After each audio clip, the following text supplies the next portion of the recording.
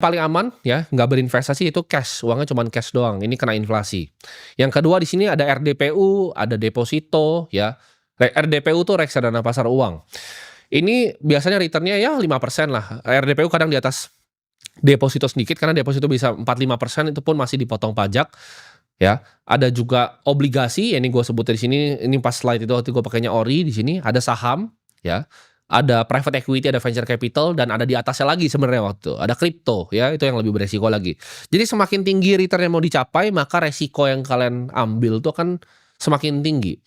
Jadi tujuannya kita sebagai investor, tugasnya nih sebagai investor tuh apa? Yaitu alokator dari capital. Jadi tugas gue nih, Timothy Ronald nih, kalian tanyakan kerjaan gue tuh apa sih sebenarnya? Jadi gue tuh punya family office fund ya, yang ini kantor ini kalian lihat. Tujuannya gue di kantor ini apa? Gue itu mengelola investasi gue pribadi ya, mengelola portofolio gue pribadi. Nilainya besar sekali sekarang ya. Tapi kalau dulu kita ngomong waktu awal gue mulai 2 juta rupiah ya.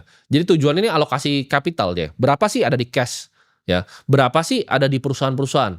Berapa sih ada di perusahaan private dan ada berapa sih ada di perusahaan venture capital gitu. Jadi alokasinya bagaimana dan itulah tujuannya seorang investor. Satu, compounding capital, dua adalah alokasi capitalnya kemana.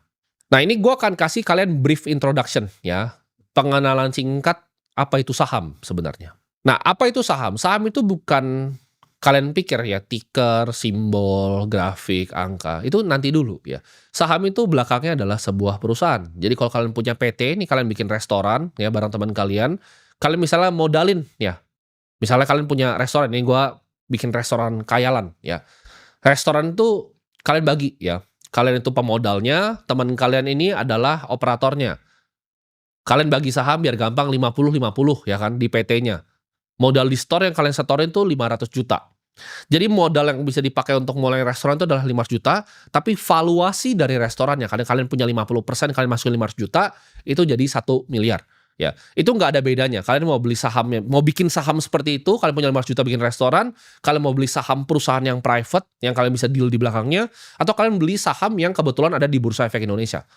Yaitu saham yang listed, perusahaan-perusahaan besar yang kita sebutnya TBK, terbuka.